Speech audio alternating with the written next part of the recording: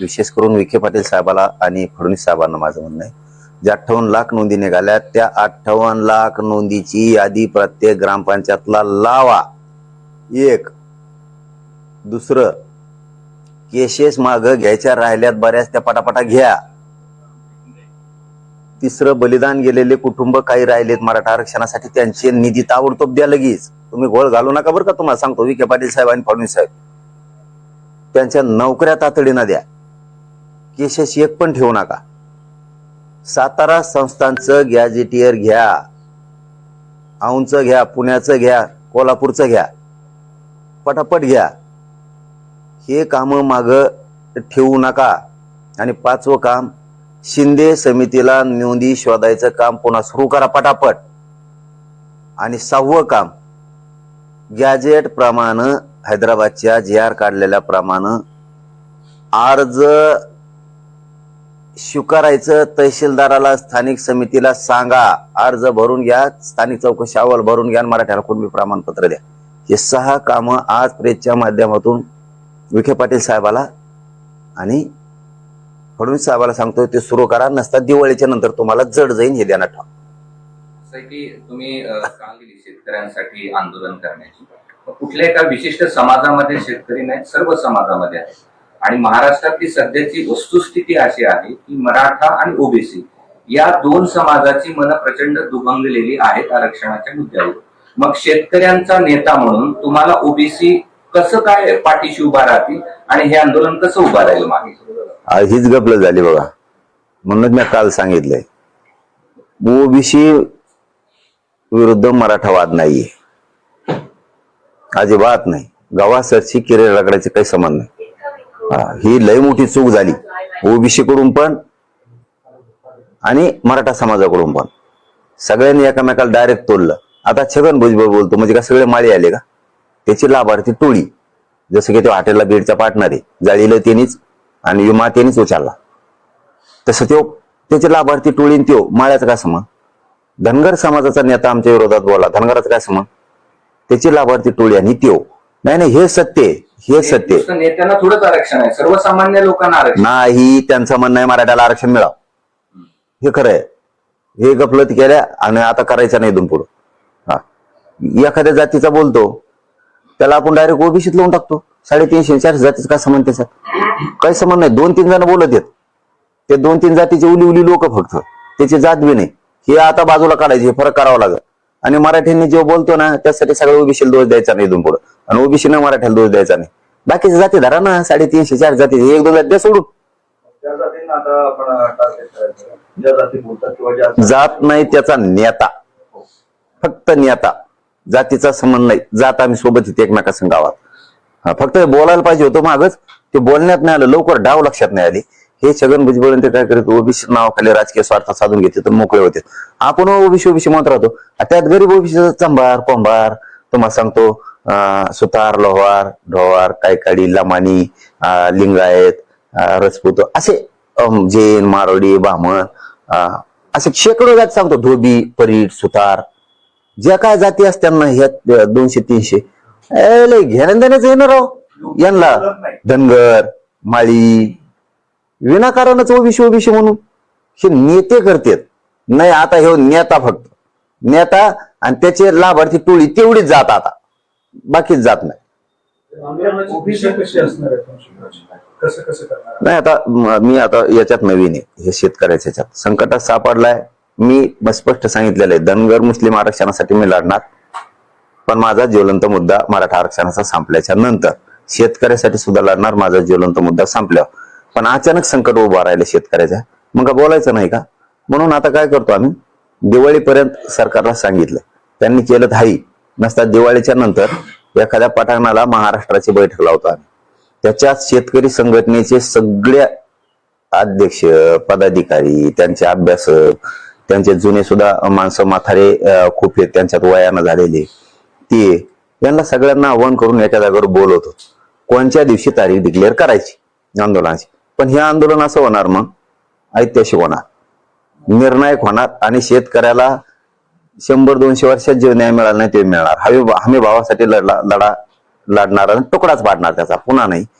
कर्जमाफी सगळी मुक्तीसाठी कर्जमुक्तीसाठी होणार, नुकसान भरपाई 100% साठी होणार, पीक विमे 5-5, 6-6 वर्षापासून मिळाले नाहीत त्याच्यासाठी पण ही फाईट होणार आहे. ही खूप मोठी लढाई होणार आहे. त्यांनी त्या 3 ट्रिगर बसवले त्याच्यावरती, त्याच्याबद्दल होणार आहे. शेतकऱ्यांना नोकरीचा दर्जा द्या म्हणून पण होणार आहे. शेतकऱ्यांना पेन्शन द्या म्हणून बी लढा होणार आहे. त्याच्या दुधाला भाव नाही, त्याच्या फळाला भाव नाही, त्याच्या कशाचाच भाव नाही. अनेक जे जे आता त्या बैठकीत सांगते ना, या मागण्या करायच्या म्हणून हे विषय. बलिदान जे कुटुंबाने आत्महत्या केल्या शेतकऱ्यांनी, अहो 70-80 हजार आत्महत्या असते. वाटोळ झालं ना, यांचं मरणाच्या जागा पडल्यात ना मोकळ्या. कशाला जागा काढून भरून द्या. शेतकरी देशाला राज्याला पोषितो ना, सरकार शेतकरी जाणतो ना, द्या नोकऱ्या आत्महत्या केलेल्या कुटुंबाला.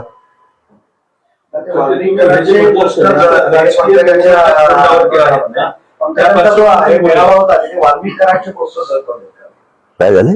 पंकजा मुंडे यांचा जो मेळावा होता तिथे वाल्मिक कराडचे पोस्टर घेऊन काही लोक आता ते आणले असते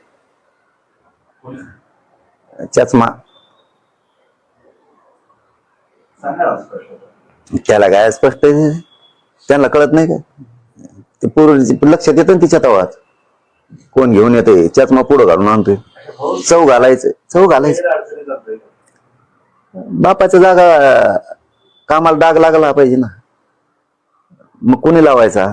यायचं चष्म्यावर घेऊन 10-5 जण राडा करायला लावायचा, चांगल्या लोकांना डाग लावायचा. धनंजय मुंडेंनी करायला लावलं असं. मी काय म्हणून आम्हाला काय करायचं? ते कसं असणार? दादा आहे ते, रक्त हातात रक्तान भरलेले असते. दादा आहे. धनंजय मुंडे काल असं म्हणाले की मराठा समाजाला आरक्षण दिलं आम्हाला आनंद आहे, पण आरक्षण म्हणजे ओबीसी मधून देऊ नका, त्यांना ओबीसीतून का घ्यायचं? तुम्ही काय घेतलं बंजारा समाजात? काय घेतलं? लोकांच्या लेकराची नरडी फोडून खायला जमते का? कशाला घ्यायचं बंजारा समाजाचं?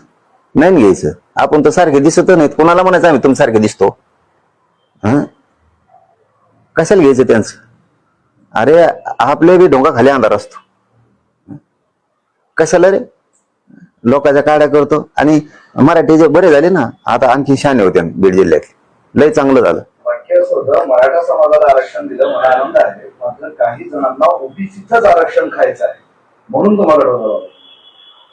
मला काय बोलवतो म्हणा ह्याक नाही, मला टोला लावायला आणि त्याला आम्हाला ओबीसीचं खायचं आणि तू काय खातो बंजारा समाजाचं? तू दिसतो त्यांसारखा? कोणाला म्हणतो मी तो यासारखा दिसतो?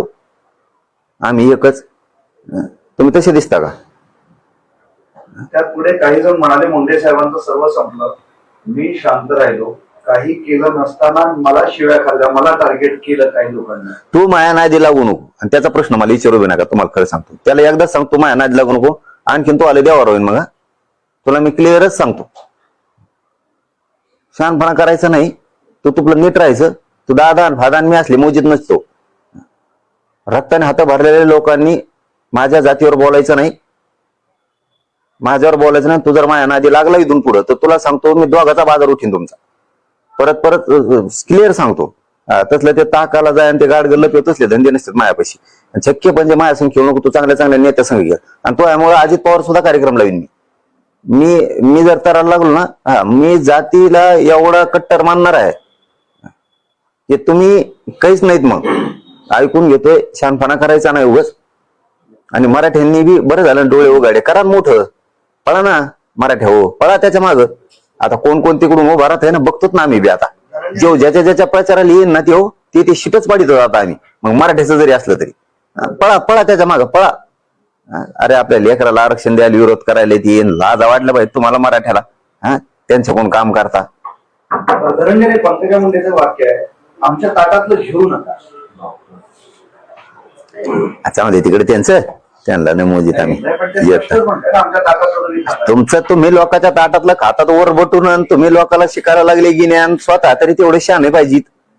तुम्ही त्या बिचाऱ्या बंजारा समाजाच्या 5% जागा खाल्ल्या राव, वाटोळ करून टाकलं. स्वतः सुधरून घेतलं आणि लोकांचं वाटोळ केलं. तुम्ही काय ज्ञान शिकायला दुसऱ्याला? लक्ष्मण हाकेंचा एक प्रश्न आहे की ईडब्ल्यूएस, एसीबीसी आणि आता ओबीसी एका समाजाला किती ठिकाणी आरक्षण देणार तरी उठाव होत नाही. कोणाचे हे प्रश्न ना काही विचारायचं जो नाही, नाही, थांबा ना जरा. असल्याला नाही मोजीत मी चल. नाही, पण त्यांचा प्रश्न अरे दिलं ना उत्तर मोजीत नाही मी चल. ओबीसी चला घ्या पुढे घ्या. धनंजय मुंडेंनी कट ऑफ लिस्ट सांगितली काल की ओबीसीची कट ऑफ लिस्ट जी आहे ती 485 आहे आणि ईडब्ल्यूएस ची कट ऑफ लिस्ट 450 आहे. म्हणजे 485 घेऊन नापास झालो आणि जर 450 घेतले असते तर पास झाले असते. कुणाला फसवतात? तू किती हुशार आहे काय आहे सगळं माहिती आहे आम्हाला. तुला पुन्हा एकदा सांगतो मी दुसरी बार आता तू मह्या नादी लागू नको. शाना असशील तर आणखीन तो हातातून वेळ गेलेली नाही आणि तुमच्या दोघाच्या पण गेलेली नाही. मह्या आणि मह्या जातीच्या तुम्ही आणखीन तरी नादी लागू नका. छगन भुजबळचं ऐकून तुमचा लई देवारा होईल. तुम्हाला सांभाळायला वाचायला कोणी येणार नाही. तो हो राजकीय करिअरचा एवढा देवारा करून टाकतील. तुला नादीचे ना आता ते छगन भुजबळ ते आणखीन तुम्ही कोण कोण माकडा आणतात तिकडे बिडात मिळतात सगळं माहितीये मराठ्यावर बोलायसाठी. तुम्ही मराठ्याच्या माया नादी लागू नका. तुमचा लय बेकार होईल. तुमचं नामोनिशान जाईल राजकारणातलं नामोनिशान. आणखीन तुमच्या हातून संधी गेलेली नाही. तुम्ही फरक सांगू नका. आरक्षणावर बोलू नका. कारण तुम्हीच लोकांचं खातात तुम्ही कोणाला म्हणता आम्ही तुमच्यासारखे दिसतो आणि तुम्ही आरक्षण घात त्याच्यामुळे तुम्ही माया नादी लागू नका. समाज लागू नका. आणखीन बी हुशार व्हा. नाही, पण तुम्हाला आता ठरवून टार्गेट केलं जातं म्हणजे तुमच्या विरोधात बोललं जातंय. तुम्ही आतापर्यंत जी भूमिका मांडली त्याच्या विरोधात भूमिका मांडण्यात येते आणि मेळाव्यांमध्ये मांडण्यात येते. संपून जातील. मराठी संपून टाकतील त्यांना. ते ज्याच्या प्रचाराला येते ते शिरबी पाडीते मराठ्याचं जरी असलं तरी आणि त्यांनाही पाडून टाकतील. आता मराठी हुशार झाले आणि मराठ्यांनाही सांगतो कडवट राहायचं आता. ते बोलत येत आणि गप्प बसतात आणि निवडून आल्यावर मग म्हणतात आलो कोणी निवडून आम्ही. मधल्या काळात गप्प बसतात. मराठीला वाटतं जाऊ दे आता सोडून दिलं रे आणि मराठीचं मतदान करतात त्यांना आणि पुन्हा मराठ्याला डोची देत आलोत का नाहीत निवडून. त्याच्यामुळे आता ते बोलले नाही एकदा तर त्यांचा खोटाच उपयोग.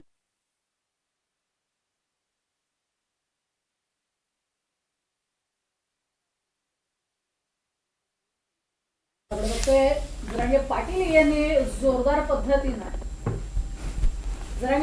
जोरदार पद्धतीनं निशाणा साधलेला आहे आणि धनंजय मुंडे यांच्यावरती सुद्धा निशाणा साधलेला आहे. इतकंच नाही तर मनोज जरांगे पाटील यांनी भुजबळांचं सुद्धा नाव घेतलेलं आहे आणि आता येत्या काळामध्ये अशा पद्धतीनं आमच्या मराठ्यांवरती बोलण्यासाठी ओबीसी नेते पुढे आणले जातील, पुढे केले जातील. मात्र असं राजकारण करू नका, माझ्या नादी लागू नका अशा स्वरूपाचा इशाराच दिलेला आहे. बंजारा समाजाचं आरक्षण कशाला घेतलं असा सवालही जरांगे पाटलांनी केलेला आहे. तर माझ्या नादी लागू नका असं म्हणत त्यांनी सर्व ओबीसी नेत्यांना पुन्हा एकदा इशारा दिलेला आहे आणि माझ्या मागे ओबीसी नेते लावण्याचं जे कारस्थान सुरू आहे असं राजकारण करू नका असं सुद्धा यावेळेला जरांगे पाटलांनी म्हटलेलं आहे. जरांगे पाटलांची तब्येत अजूनही बरी नाहीये मात्र तरीही पत्रकारांशी ते संवाद साधतात आणि माझ्या नादी लागू नका. धनंजय मुंडे यांच्या वक्तव्यावरती सुद्धा जरांगे पाटलांनी चांगलाच पलटवार केलेला आहे. जसे हात रक्तानं बरबटलेले त्यांनी माझ्या नादी लागू नये, माझ्यावर बोलू नये असं म्हटलेलं आहे. आता छगन भुजबळ यांना सुद्धा पुढे केलं जाईल, माझ्या विरोधात बोलायला भाग पाडलं जाईल अशा स्वरूपाचं वक्तव्य सुद्धा जरांगे पाटलांनी केलेलं आहे. जरांगे पाटील यांची पत्रकार परिषद सुरू आहे. तब्येत बरी नाहीये. हॉस्पिटलमधूनच ते पत्रकार परिषद घेत आहेत. मात्र 58 लाख नोंदी शोधायच्या राहिलेल्या आहेत. समान आडनावाच्या सगळ्यांनी अर्ज करावा असंही जरांगे पाटलांनी यावेळेला म्हटलंय. बंजारा समाजाचं आरक्षण कशाला घेतलं असं जरांगे पाटलांनी म्हटलंय. माझ्या नादी लागू नका असा इशाराच एक प्रकारे जरांगे पाटील यांनी दिलेला आहे. राजकारण करत असताना माझ्या नादी लागू नका आणि ज्यांनी रक्तानं हात भरलेले आहेत त्यांनी माझ्याबद्दल भाष्य करू नये असंही म्हणत जरांगे पाटलांनी धनंजय मुंडे यांच्या विरोधात भाष्य केलेलं आहे. जरांगे पाटील यांची पत्रकार परिषद सुरू आहे आणि या पत्रकार परिषदेच्या माध्यमातून जरांगे पाटील हे पुन्हा एकदा ओबीसी नेत्यांवरती शरसंधान साधण्याचं काम करतायत. काल दसरा मेळावा पार पडला होता आणि त्यानंतर या दसरा मेळाव्याच्या माध्यमातून एकीकडे आधी झालेला पंकजा मुंडे यांचा दसरा मेळावा त्यामधून त्यांनी केलेलं भाष्य काहीही झालं तरी आमच्या ओबीसी समाजाचा तोंडचा घास हिरावून घेऊ नका असं म्हणत आरक्षणावर त्यांनी भाष्य केलं होतं. महत्व देत नाही मोजीत नाही गिनीत नाही त्याच्यामुळे ते विचारत जाऊन बिना काय पुढं आणि असल्या त्याची मत नाही चांगला माहिती. ती परळीची लाभार्थी टोळी फक्त घेऊन येते ती एवढंच आहे आणि ती परळीची लाभार्थी टोळी आणि त्या लाभार्थी टोळीचा नेता चष्मा लावलेला ह्यो हिकुटाने घडून आणतोय आणि त्याच्यामुळं आता परळीची लाभार्थी टोळी सांभाळणारा नेताच संपायला लागला. त्याला अकलीच नाही मराठ्याच्या विरोधात बोलायसाठी कोणाला धरून आणतात आणि त्याचे दुष्परिणाम यांना राजकीय करिअरला भोगावं लागतात ना. आता बहीण भावाला दोघाला बी. आता छग्याचं ऐकून सुरू केलं बोलायला. आता छगे येईन का तुला निवडून द्यायला? हा ते येईन का आता तुला? बघू ना आता बीड मधले मराठी बघू ना.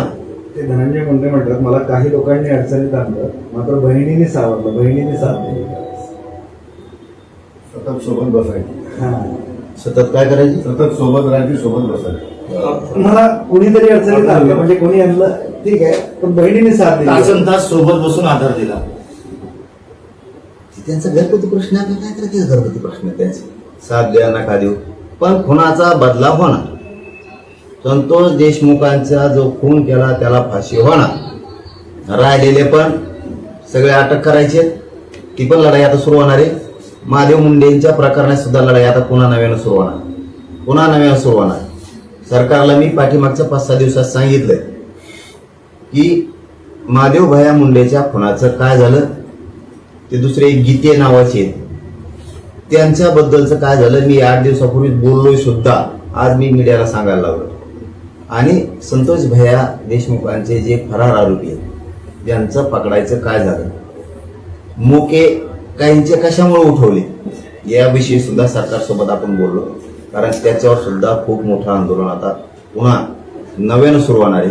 का नुसतं महादेव भैया मुंडे यांच्या प्रकरणात दिखाऊपणा केला, संतोष भैयाच्या प्रकरणात आरोपी पकडायला दिखाऊपणा केला, याच्यावरती सुद्धा खूप आणखी मोठं सुरू होणार आहे. लय पुढं बघा तुम्ही, लय निघणार आहे. ह्यात आमच्या मराठ्याच्या आरक्षणाच्या विरोधात गेले ना, आता यांचं लय गाभार निघणार आहे.